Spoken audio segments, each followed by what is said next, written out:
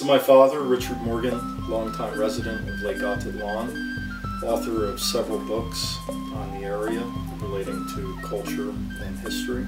And we're going to talk about the lake today.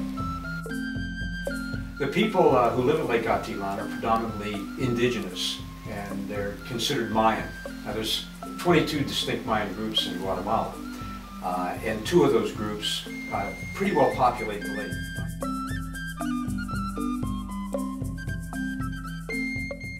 These people came to the lake around the year, between the years 900 and 1100 AD.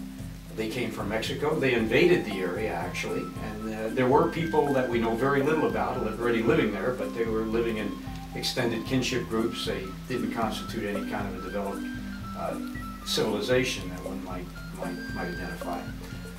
These people were conquered, and they were absorbed into these two invading groups, which are called the Cachiquel and the Sutuhil Maya. 2 related groups with similar but distinct language. The Sutuhil live predominantly in the south, and the Cachiquel in the north. And today they're pretty much there again. They strike a balance, although there were periods of time when the Sutuhil dominated most of the lake.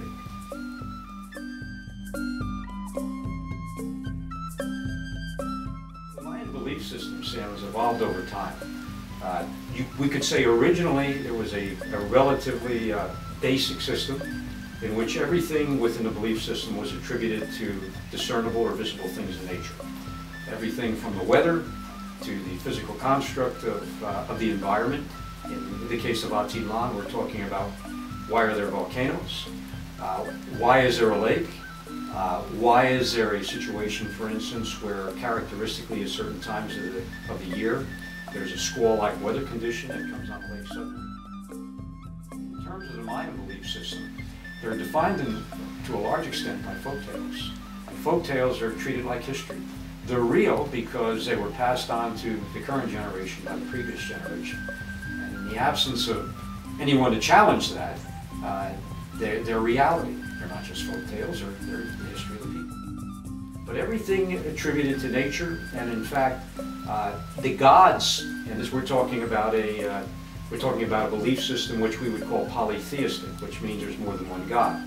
Although there's a dominant god within the system, a guy named Ahau, there are minor gods, and the minor gods are those who are characterized by different, for instance, weather patterns or weather characteristics. Just like any belief system, things tend to evolve as life becomes more complicated explanations are needed. The other thing to keep in mind that what we call the Mayan world is a world much bigger than Lake Atitlan, and in fact much bigger than Guatemala. It extends from southern Mexico down below Guatemala to El Salvador and Honduras. And so each of these areas have their own versions of beliefs, to include even the names of the gods. And over time, because we're talking about something which began long before the Spanish conquest, as time has evolved, as time has passed, things have evolved.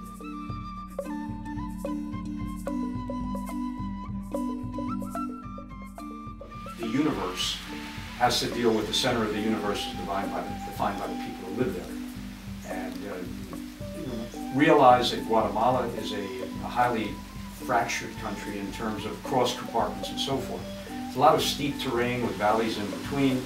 So the people of Atitlan have a very egocentric view of how things were created. From Spanish Christian influence. Yeah, let me explain the word syncretism. It's a word that's not in everyone's common vocabulary, but the term is used in a general cultural sense, and it's also used specifically in a religious sense. And syncretism is the blending of 2 belief systems, so that the components don't disappear, but they come to fit together. And in some cases, one element might be absorbed by the other, but it's a blend. It's not a marble cake. It's more like a mosaic.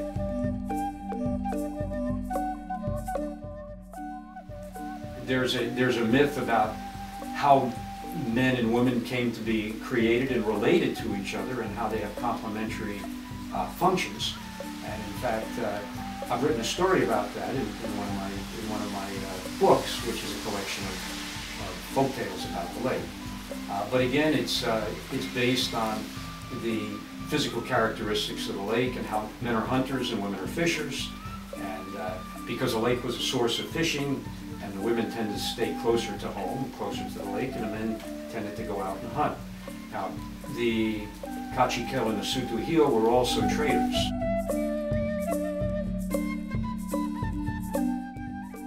What happened in Guatemala and most of Latin America was that the indigenous people were brought into the colonial society. They were put in that society at the very bottom of the society in terms of pecking order. They had virtually no rights.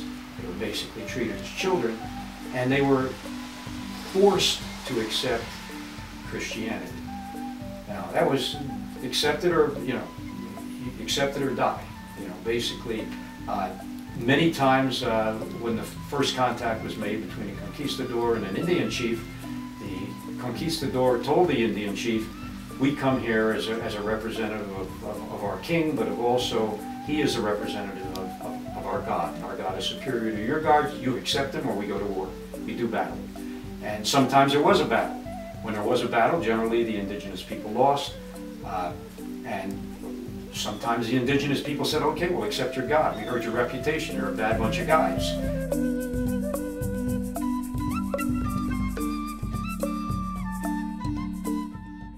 In Guatemala, there's virtually all of the communities bear some saint's name. There's a week-long festivities on that saint's birthday. Many times the festivities have trace elements of the pre-Columbian celebrations and belief systems.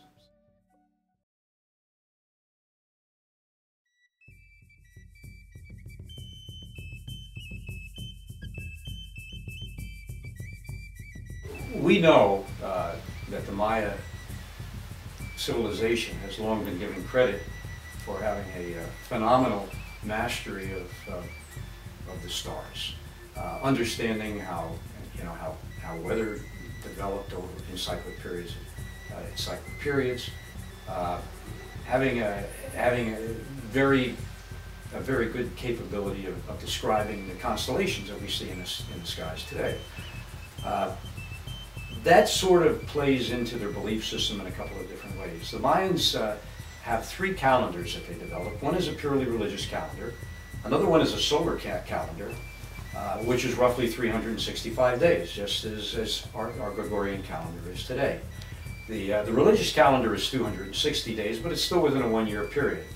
The 365-day calendar is actually a calendar that has 360 days that are made up of 18 months of 20 days each, and then there's 5 days left over, which are sort of the empty days, the dangerous days of the year, by the way.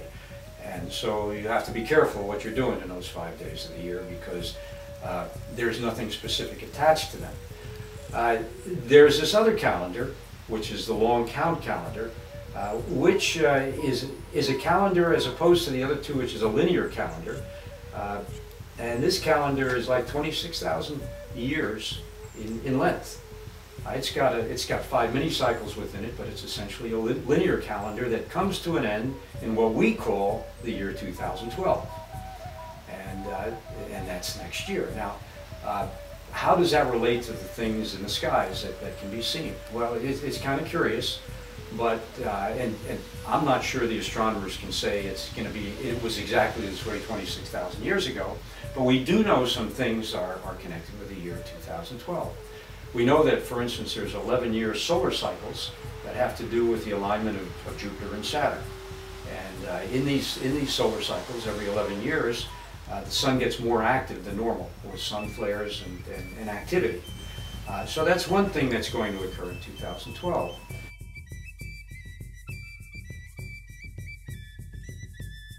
The other thing is, as well as the planets moving within our solar system, our entire solar system is moving also within its galaxy, which we call the Milky Way galaxy.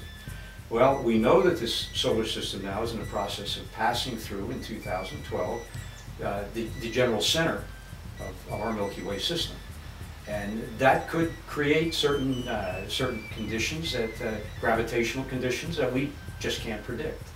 There's a set of beliefs that range from the end of the world to heavy catastrophes that are natural in nature, to the idea that none of that is going to be much what's going to occur, but it's going to be the dawn of a new age. And I think it corresponds with what we call the Age of Aquarius. So it's going to be interesting to see. Those people who are thinking positively are saying, no, don't start stoking up, don't start saving your bottled water. Don't worry about putting all your dry rice in a dry in a dry container, because it's not necessary. It's just going to be a change of climate for mankind, a moral change, a spiritual change.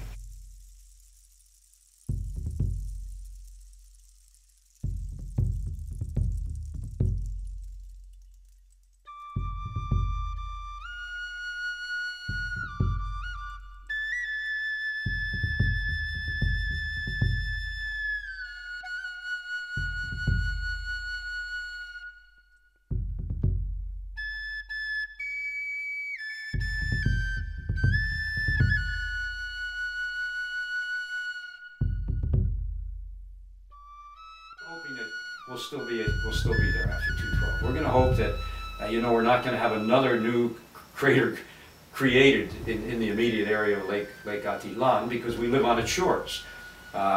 We're betting that it's just going to be a good age. It's going to be a period of challenge. Say first that we're creating a lot of things. We are creating some things. But we're going to look for ways to help the indigenous people celebrate in any ways that they feel is appropriate. But those of us who are expats are also looking for ways that are more, apropos or more common to our way of thinking. One of the things we're going to do, for instance, is we're establishing what we hope to be a marathon that will attract a world audience. It's going to be especially difficult run, because we start at the lake's base elevation, which is a mile high, and the course is going to include a 2,000-foot vertical change during the race. And we're hoping to attract some of the most hardy of the runners out there, the extreme runners, for the full marathon, but we're going to also offer a half marathon. And we're going to offer a range of activities that we're going to each of the communities around the lake and say, hey, look, what would you like to do to be part of the celebration of this event? So we're putting together a 5-day series of events, and it will incorporate what the communities want to do and what the indigenous people want to include in it. We're still developing that piece of it, and that's one of the challenges, to make sure that everything fits into a package.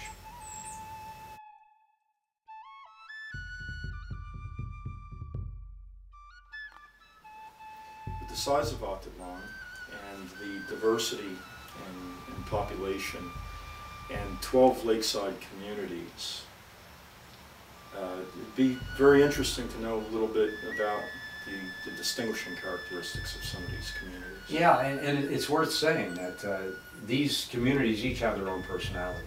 First of all, keep in mind that the south side of the lake is Sutuhio and the north side is Cachiquel. And these are distinct people, although they're similar in many ways. Similar enough to be called Mayan. Then each of the communities is separated from the other by terrain that tends to be rather rigorous terrain, rather steep terrain. And in fact, the primary way to get around from community to community around the lake is not by road, but by boat. And so, because each of these communities is somewhat isolated from the other, they've developed their own personality over time. Now, it wasn't quite this way at the beginning, but today we talk about 12 lakeside communities. The one that's considered the most important from tourism is Panacachel, which is also the base of the race that we're going to run, although the race is going to extend considerably beyond Panacachel and incorporate others.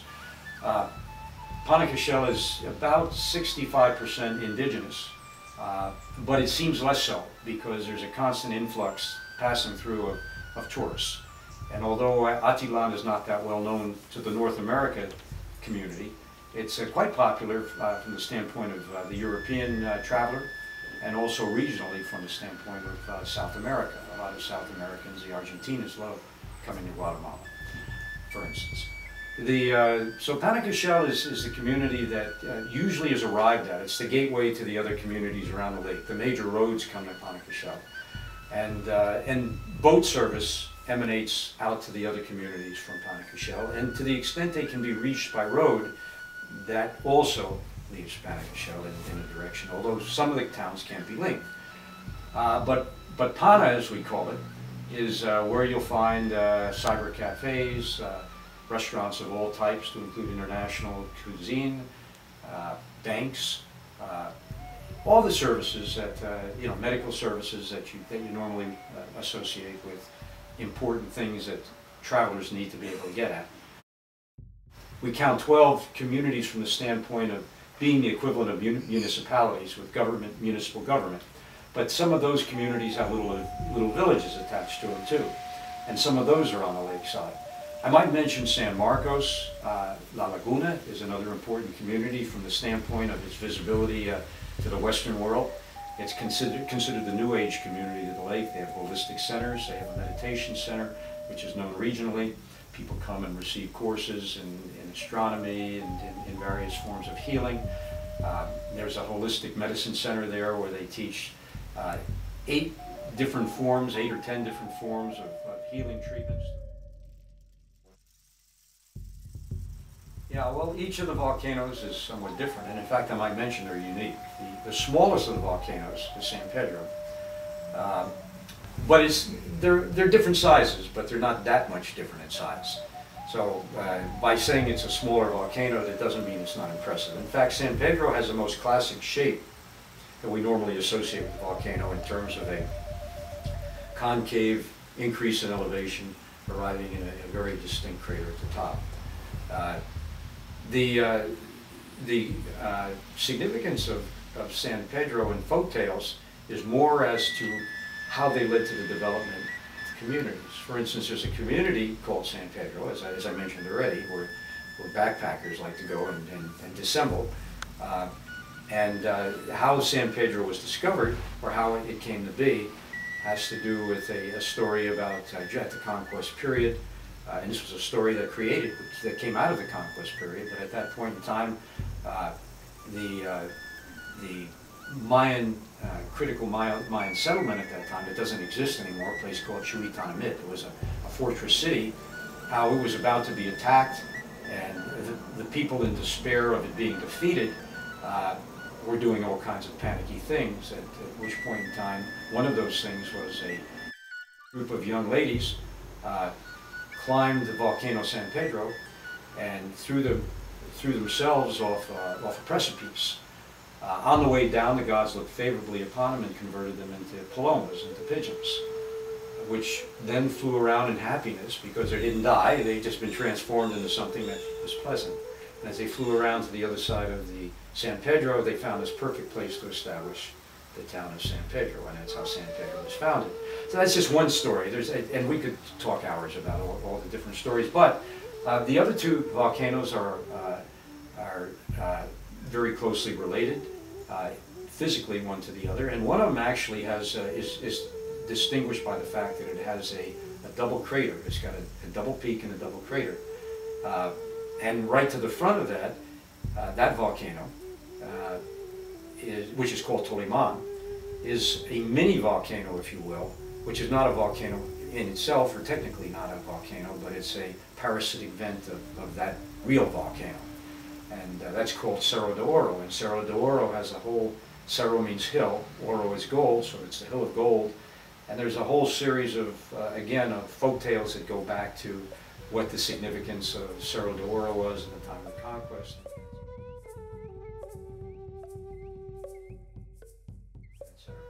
The tallest of the volcanoes around the lake is Atitlan, and it's the only one of the 3 which is still marginally active. It's the toughest one to climb, although not that much tougher than Toliman, but it's the only one with, given the additional height, it actually breaks above the wood line. And when you get near the top of Atitlan, though you'll never see it explode, the last time it actually had an eruption was in the 19th century. But still, when you go up there, if you touch the ground or you sit on the ground, you'll find hot spots. You'll also see some steam escaping from places which are called fumarolas. And so it could explode again. I mean, you know, all things are possible. But as of now, it's considered semi-active. So those are the three volcanoes of the lake, and each one, again, just like each community around the lake, each has its own character and its own charm.